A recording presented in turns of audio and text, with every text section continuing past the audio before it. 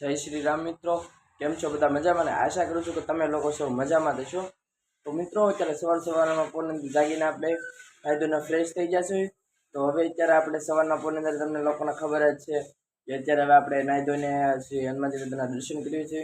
હાલો પહેલાં આપણે દર્શન કરી લઈએ.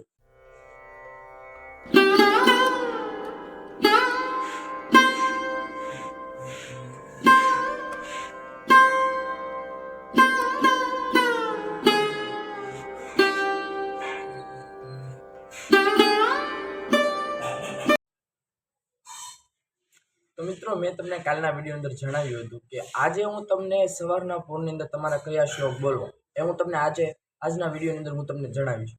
તો મિત્રો રોજ સવારે આપણે જાગીને 5 શ્લોક અવશ્ય બોલવા જોઈએ.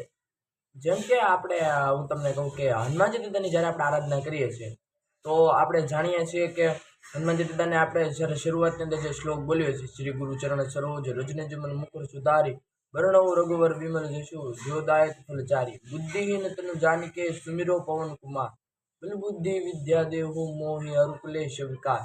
આની અંદર મિત્રો આપણે આ જે શ્લોક બોલ્યા એ શ્લોકની અંદર ક્યાંય હનુમાનજી દાદાનું નામ આવતું નથી. કેમ કે હનુમાનજી દાદાને પોતાના વખાણ કરતાં જો આપણે રામની જે આરાધના કરવી એની અંદર હનુમાન દાદા આવે, રામધૂનની અંદર હનુમાન દાદા આવે, તો આપણે સવારે હનુમાનજી દાદાને માટે આપણે હંમેશા એક શ્લોક બોલવાનો હોય છે. ઓમ મંગલ ભવન અમંગલહારી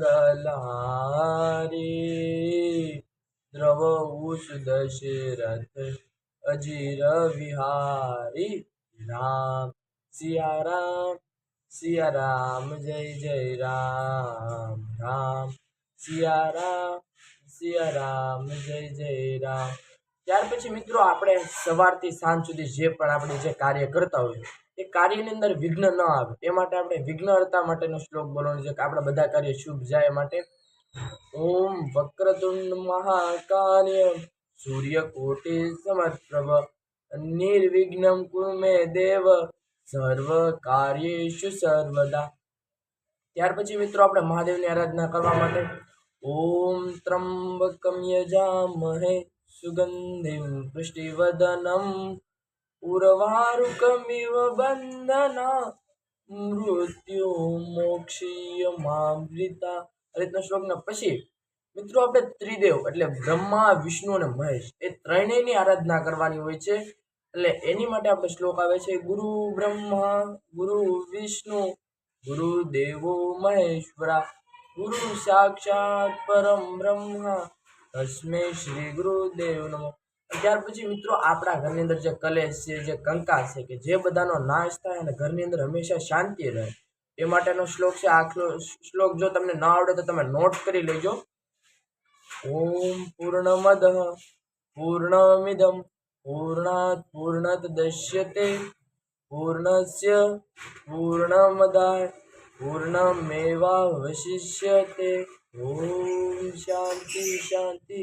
તો આ રીતે રોજ સવારે આપણે જાગીને આ 5 શ્લોક અવશ્ય બોલવા જોઈએ. જો આપણને ના આવડતો હોય તો એકવાર નોટ કરીને થોડા સમય પાકો કરીને કાં તો જોઈને એકવાર અવશ્ય બોલવા જોઈએ. આ તમે શ્લોક રોજ સવારે થોડા સમય બોલો પછી તમને ખબર પડી જાય કે આ શ્લોક બોલીને એનો સવારના પૂર્ણ બોલીને આનો લાભ શું છે. અત્યારે આપણે દાદાના દર્શન કરીને નાસ્તો બાસ્તો કરીને થઈ ગયા છે તૈયાર. ઓકે, હવે આપણે જવાનું છે જોબ પર. અને પણ મિત્રો અત્યારે તમારે ત્યાં વરસાદ આવે છે કે નહીં? અત્યારે જો સુરતની અંદર કેટલો વરસાદ આવે જો. સવારના 10 વાગી ગયા છે તોય અત્યારે તમે જોઈ શકો છો વાતાવરણ કેવું. ત્યાંથી આપણને ખબર પડી જાય કે વરસાદ શરૂ છે.